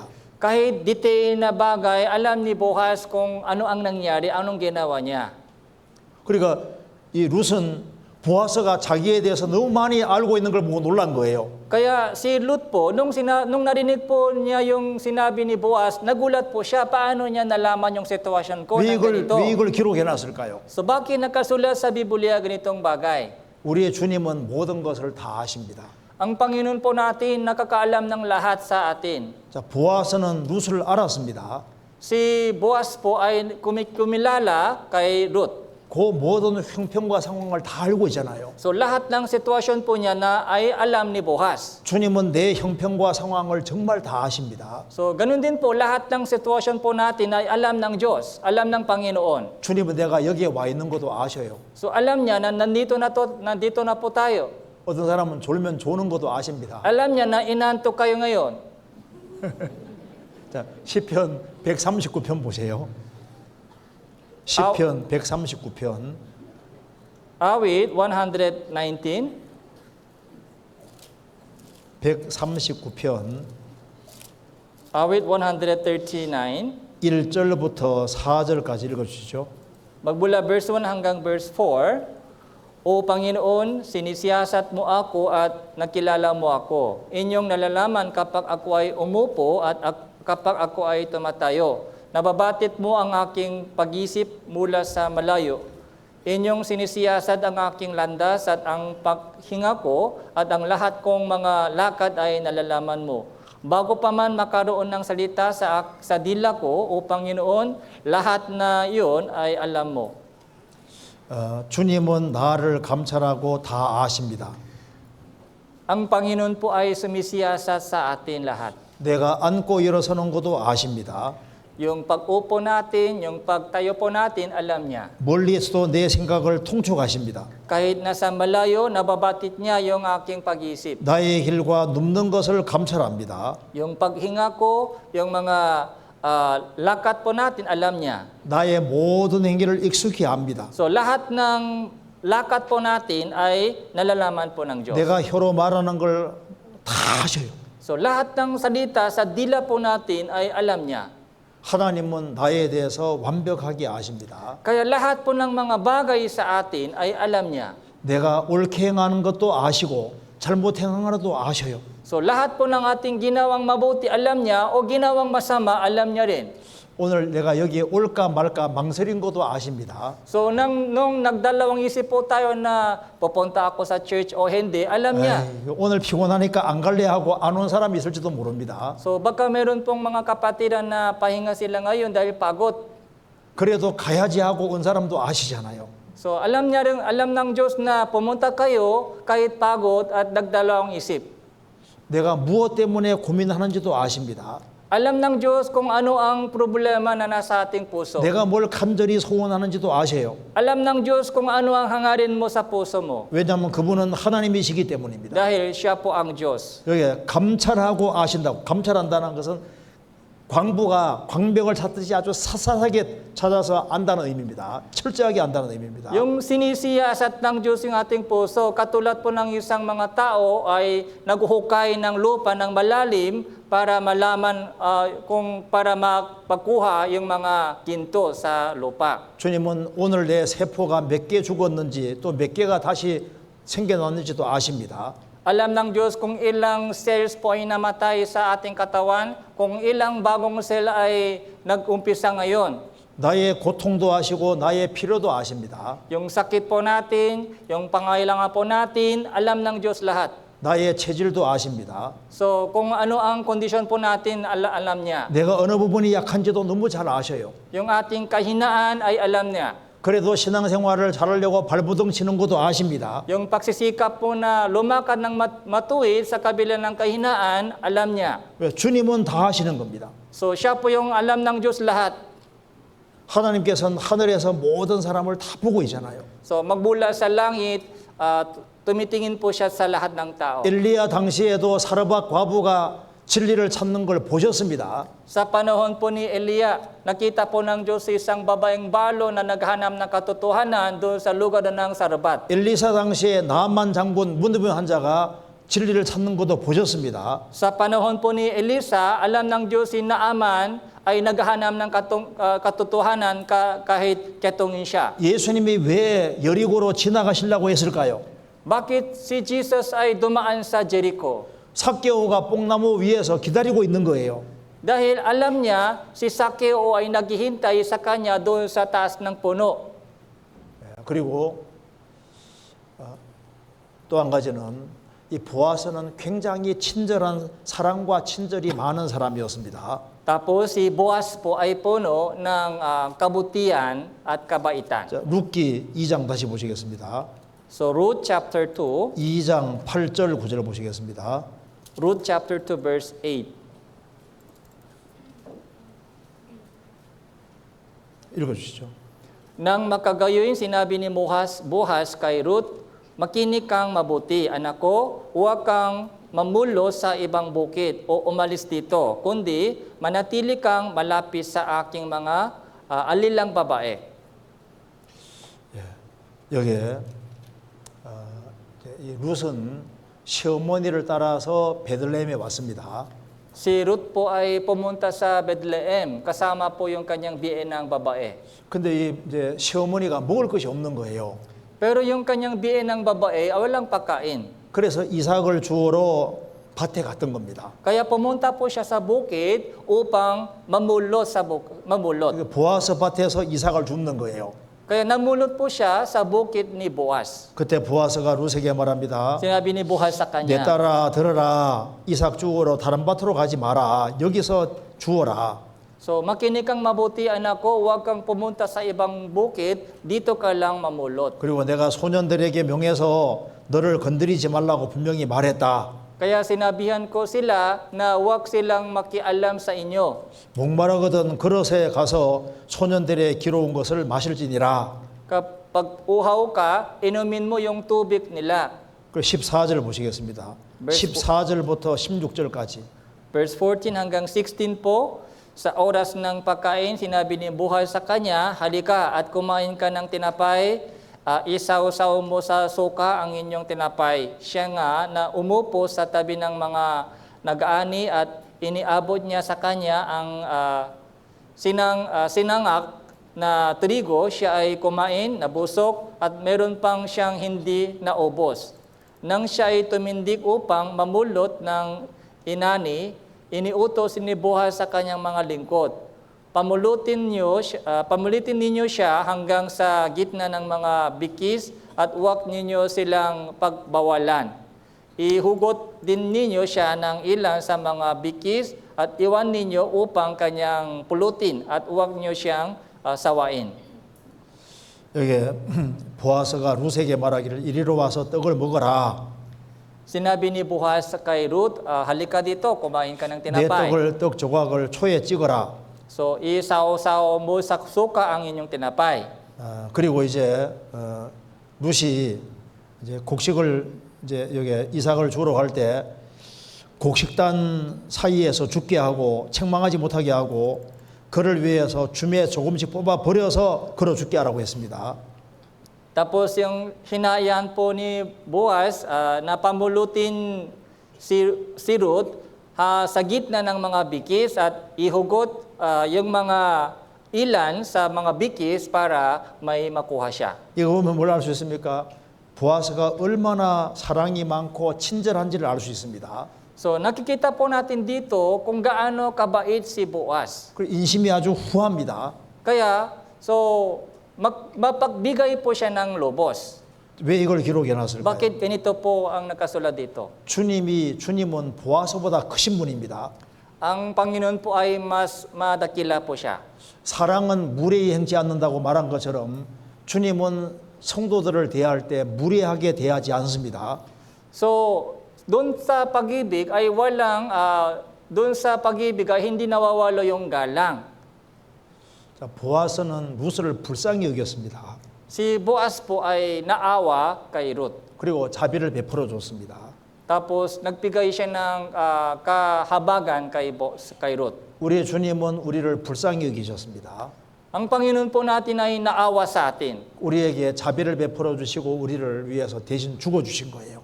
So dahil sa kanyang kahabagan sa atin, namatay siya para sa atin. 주님은 우리에게 너무나도 후하신 분입니다. Kaya walang anumang bagay na ipinakait po niya sa atin. 우리에게 얼마나 우리를 친절하게 대해 주십니까? So napakabait po ang ginawa ng Panginoon sa atin. 우리에 대해서 얼마나 오래 참으십니까? Kaya napakalaki po yung kanyang pagtitiis po sa atin. 비록 이방 여인이지만 이 여인에게 굉장한 용기와 힘을 주는 말을 합니다. Kaya yung sinabi ni Boaz kay Ruth, kay isang dayuhan po siya ay isang kaaliwan, salita ng kaaliwan. 12절에 보면은 Verse 12, 읽어보시죠. babasahin ko po. Gantihan nawa ng Panginoon ang inyong ginawa at bigyan ka nawa ng lubos na gantimpala ng Panginoon. Ang Diyos ng Israel na sa ilalim ng kanyang mga pakpak, ikaw ay nanganlong. 여호와께서 내 행한 일을 보응하시기를 원한다. Gantihan nawa ng Panginoon ang inyong ginawa. 이스라엘의 하나님 여호와께서 그 날개 아래 보호를 받으러 온 내게 온전한 상 주시기를 원하노라. Bigyan ka nawa ng lubos na gantimpala ng Panginoon, ng Diyos ng Israel, na sa ilalim ng kanyang mga pakpak, ikaw ay nanganlong. 13절은 같이 읽겠습니다. Verse 13, basahin po natin ito ng sabay-sabay. 3, 2, 1. Nang makagayoy kanyang sinabi, makatakpo nawa ako ng biyaya sa inyong paningin, Panginoon ko, sapagkat ako ay inyong inaliw at may kabaitan, pinagsasalitaan mo ang inyong lingkod. Bagaman ako ay hindi isa sa inyong mga alila. 이 보아스의 말을 듣고 룻은 마음에 큰 위로를 받았습니다. So, nung narinig po ni Ruth yung sinabi ni Boaz, inaliw po siya ng lobos. 나는 당신의 시녀의 하나와 같지도 못하는 나는 정말 미천합니다. Sabi po niya, ako ay hindi isa sa inyong mga yung alipin, napakahamag ako. 그 당신이 이 시녀를 위로하시고 마음을 기쁘게 하는 말씀을 하셨나이다. Ako ay inyong inaliw at may kabaitang pinagsalitaan mo ang inyong lingkod. 신앙 때문에 온 것을 보아스는 알고 있습니다. Dahil nalaman po ni Boaz na pumunta si Ruth dahil sa kanyang pananampalataya. 하나님이 내게 온전한 상 주시기를 원하노라. So, gantian ka nawa ng Diyos. 내 마음을 알아주는 분이 있구나. Kaya sabi po niya na alam niya yung puso ko. 주님은 우리를 다 아십니다. So, kilala po tayo ng Panginoon po natin. 보아스는 이 룻에게 정말 위로가 되고 용기가 되는 말을 해줬습니다. Kaya si Boaz po ay nagsabi ng salita ng kaaliwan at kalakasan. 주님은 보아스보다 더 크신 분입니다. Kaya mas malaki po yung kaaliwan ng Panginoon. 내게 오는 자는 내가 결코 내어 쫓지 않을 것이다. Yung lahat po ng mga lumalapit sa kanya, sa akin ay hindi ko sila paalisin. 내가 너희들에게 영성을 준다. 너희들은 영원히 멸망치 않을 것이다. Sabi ng Panginoon, bibigyan ko kayo ng buhay na walang hanggan, hindi kailanman mapapahamak kayo. 돈을 사랑치 말고 있는 바를 족한 줄 알라. Huwag kang umibig sa salapi, masiyahan ka sa anumang bagay meron sa inyo. 내가 너를 결코 버리지 않을 것이다. Hindi kita iiwanan. 내가 도와주리라. Tutulungan kita. 너희들에게는 감당할 이상의 시험이 없다. So, hindi dumarating sa iyo ang pagsubok na hindi mo kaya. 내가 반드시 피할 길을 주실 것이다. 주님 말씀하시잖아요. So, bibigyan kita ng iwasan sa panahon ng pagsubok. 그리고 이 교회 안에서 성도들 사이에서 냉수 한 그릇 더 준 것도 결코 상을 잃지 않을 것이다. Kahit magbigay ka ng isang malamig na tubig, hindi mawala yung gantimpala mo. 우리가 주 안에서 수고하고 봉사하는 모든 걸 주님은 다 기억하십니다. So lahat po ng mga sacrifice po natin, ginawa po natin para sa Panginoon ay naalala po ng Diyos. 요셉은 10명의 형들에게 미움받아서 에집트에서 고생을 많이 했습니다. Si Joseph po ay pinagalitan po siya ng 10 kapatid niya, ay nahirapan po siya doon sa Ehipto. 13년간의 고생 이후에 나중에 총리가 됩니다. Pagkatapos ng panahon ng 13 years na panahon ng kapikatian, so naging tagapamahala po siya sa bansang Ehipto. 그는 이제 아들을 낳습니다. Tapos nanganak po siya ng lalaki. 그 아들을 낳고 이름을 모나세 그다음에 에브라임이라고 짓습니다. Yung pangalan ng anak niya, Manase at Ephraim. 모나세는 뜻이 뭔지 아시죠? So ano pong ibig sabihin ng Manase? 하나님이 나의 모든 고통을 잊게 하셨다 그 말입니다. So yung Manase po ay meaning, so nakalimutan ko lahat ng kahirapan ko dahil sa Diyos. 에브라임은 창성이란 뜻입니다. Yung Ephraim po ay tunay na lunsot. 그래서 여기에 과거는 잊게 하시고 미래는 풍성한 열매가 있게 하시는 겁니다. So paano makalimutan po natin yung nakaraan at magiging sagana sa hinaharap? 요셉은 엄청나게 많은 고생했지만 주님이 그 고생을 잊게 만들어 주셨습니다. Si Joseph po dahil dumaan po siya ng matinding pagsubok pero nakalimutan po niya yung kanyang kahirapan. 그래서 아들 이름을 모나세 이렇게 지은 겁니다. Kaya yung pangalan po ng anak niya ay Manase. 이제 고통당한 것을 주님께서 보상해서 크게 축복해 주시고 만사가 정말 아주 열매가 맺게끔 만들어 주시기 때문에 에브라임 이렇게 이름을 지은 겁니다. Tapos yung pangalan ng Ephraim ay gagantihan ako ng Diyos at pagpapalain ako ng Diyos dahil sa tulong ng Diyos sa hinaharap. 우리 인생도 마찬가지인 거예요. Ganon din po yung buhay natin. 자, 그리고 이 보아서는 한번 성경 봅시다. 룻기 15장 2장 다시 봅시다.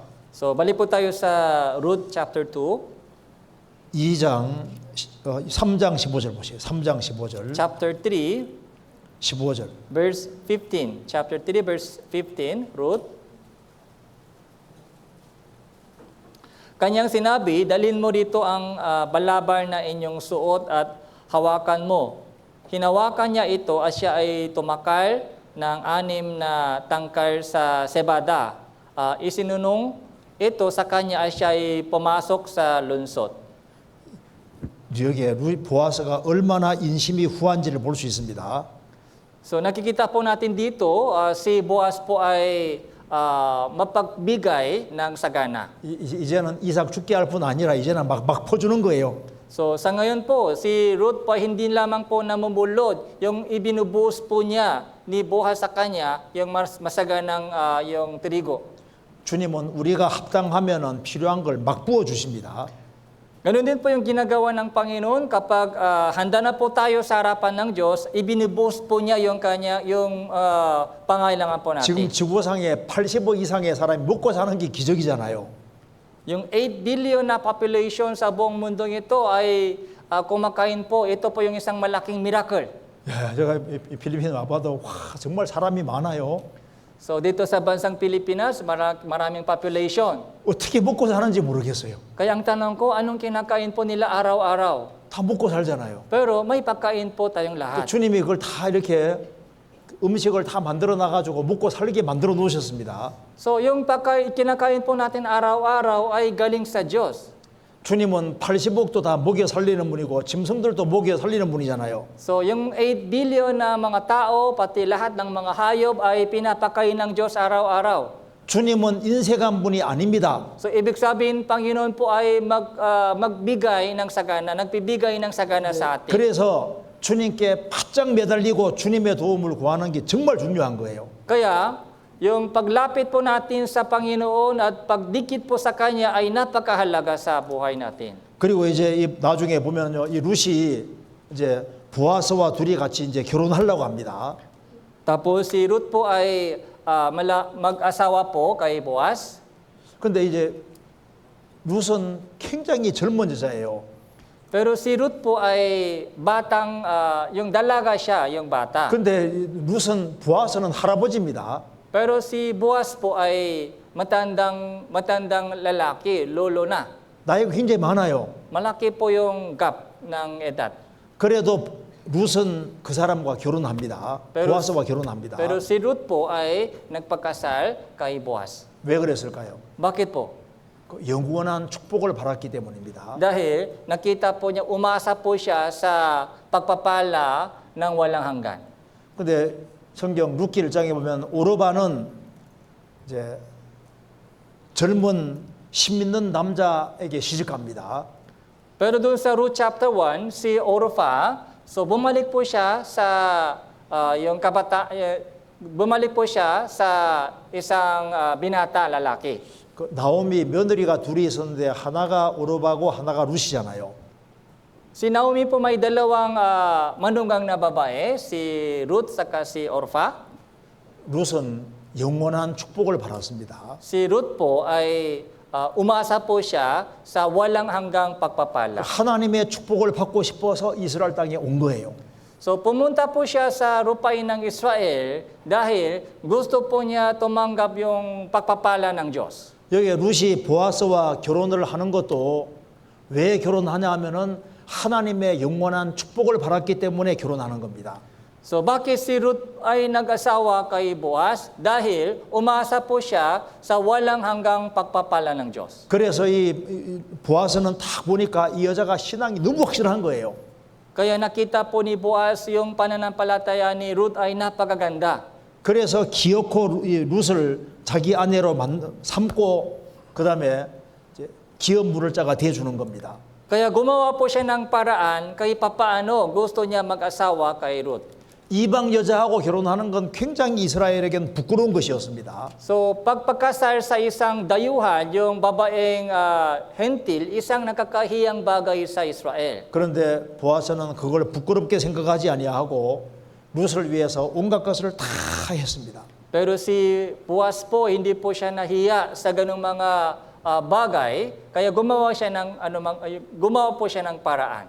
그래서 이제 이 보아스는 이제 룻을 자기 아내로 삼고 Kaya si Ruth po ay naging asawa ni Boaz. 그리고 엘리멜렉이 잃었던 기업도 다시 이어주고 So tapos tinuloy po niya yung pagmamana ni Elimelech. 그래서 이 보아스는 이제 그 엘리멜렉 집안의 구원자가 되는 겁니다. Kaya si Boaz po ay naging tagapagtubos yung manunubos doon sa pamilya ni Elimelech. 자, 이 룻은 참 성도의 그림자입니다. Si Ruth po ay anyino siya ng isang totoong Kristiyano. 모압 사람은 여호와 총회에 못 들어오게 돼 있습니다. So yung mga Moabita ay hindi po nakakapasok sa kapulungan ng Diyos. 모압 사람들은 저주받은 사람들이었습니다. Dahil yung mga Moabita ay sinumpa ng Diyos. 그것처럼 우리도 저주받은 세상에 태어났습니다. Ganon din po tayo noon, isinilang po tayo sa itong sinumpang lupa. 그런데 나오미의 전도로 신앙 때문에 이스라엘 땅에 들어오게 됩니다. Katulad po pero si Ruth po ay nakapasok sa Israel dahil sa pananampalataya. 우리도 믿음 때문에 그리스도 안에 들어왔습니다. Ganon din po, nakapasok din po tayo kay Kristo sa pamamagitan ng pananampalataya. 믿음 때문에 예수님은 우리 신랑이 되고 우리는 신부가 됐습니다. Si Jesus po ay naging asawa natin sa pamamagitan ng pananampalataya. 예수님이 아담에게 잃었던 모든 것을 찾아주셔서 우리가 천국도 가고 천국의 기업도 다 얻게 됐습니다. Dahil kay Jesus, makakapasok po tayo sa langit at magmamana po tayo ng mana, gantimpala sa langit. 그래서 이게 보아스와 룻은 바로 예수님과 성도의 이야기입니다. Kaya yung storya po ni Boaz saka si Ruth ay storya po ni Kristo at isang Kristiyano. 이제 벌써 시간이 보니까 돼 가는데 이거 빨리 끝내야 되겠습니다. 그래서 여기에 간단하게 요약을 해 봅시다. So magsa-summarize po ako.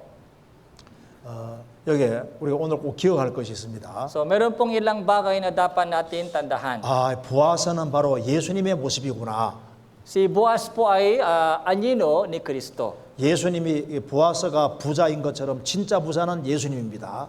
So katulad po ni Boaz na mayaman, si Kristo ay totoong mayaman. 보아스는 능력을 행사해서 모든 문제를 풀어준 것, 베들레헴의 모든 문제를 풀어준 것처럼 진짜 모든 문제를 풀어주시는 분은 예수님입니다. 왜? 예수님은 능력자시기 때문입니다. Si Boaz po ay makapangyarihan, nagbigay siya ng solusyon sa mga problema sa mga tao. Ganon din po si Jesus, nagbigay ng solusyon sa lahat ng mga tao. 보아스는 인격이 훌륭한 사람이고 용감한 사람입니다. Si Boaz po ay isang matapang at marangal na tao.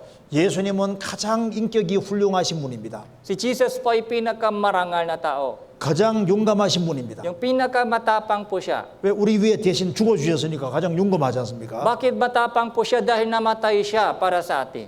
그리고 보아스는 예루살렘의 형편을 너무 잘 압니다. Tapos si Boaz po ay nakakaalam ng lahat ng sitwasyon sa Jerusalem. 베들레헴에 들어온 여자를 너무 잘 압니다.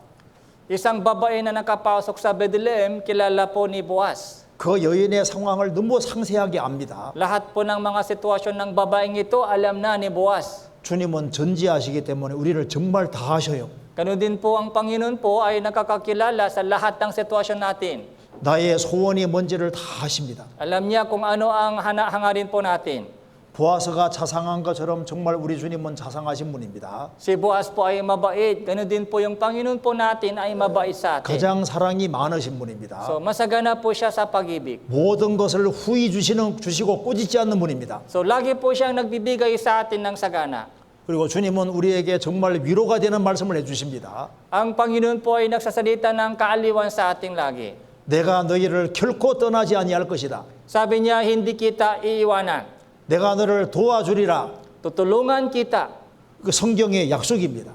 So yun po yung pangako sa Biblia. 우리를 기어코 천국에 데려가시고 영원한 축복의 세계로 인도해 주실 겁니다. Kaya dadalhin po niya tayo hanggang sa langit at makakapasok sa buhay na walang 우리는 hanggan. 예수님을 믿었다는 이유 하나 때문에 영원한 축복을 받는 겁니다. Ang ginawa lang po natin ay pananampalataya lamang. 예, 같이 기도하시겠습니다. Manalangin po tayo. 자비로우신 우리 아버지 하나님 감사합니다. Salamat po amang Diyos na mahabagin sa amin. 우리가 오늘 보아스를 통해서 예수님을 배웠습니다. Pinag-aralan po namin si Hesus Kristo sa pamamagitan po ni Boaz. 우리로 하여금 예수님을 더 알 수 있도록 도와주시고 Tulungan niyo po kaming lumago sa pagkakilala kay Jesus. 예수님을 의지하고 살 수 있도록 도와주옵소서. Tulungan niyo po kaming umasa kay Jesus. 주님의 사랑을 더욱 경험하며 살 수 있도록 도와주옵소서. Tulungan niyo po kaming dumanas ng pag-ibig ng Panginoon. 여기에 계신 모든 분들의 형편과 사정을 아시오니 주님이 일일이 도와주옵소서. Kilala po ninyo ang lahat ng sitwasyon po ng mga kapatiran dito. 마음의 위로와 용기를 허락해 주옵소서. Bigyan niyo po sila ng kalakasan at kaaliwan. 다음 시간 또 주의 거룩한 말씀께 부탁드립니다. Ipinagtitiwalaan po namin ang susunod na oras sa inyong makapangyarihan kamay. 주 예수 그리스도 이름으로 기도하옵나이다. Ito po yung aming panalangin sa pangalan po ni Jesus. 아멘. Amen.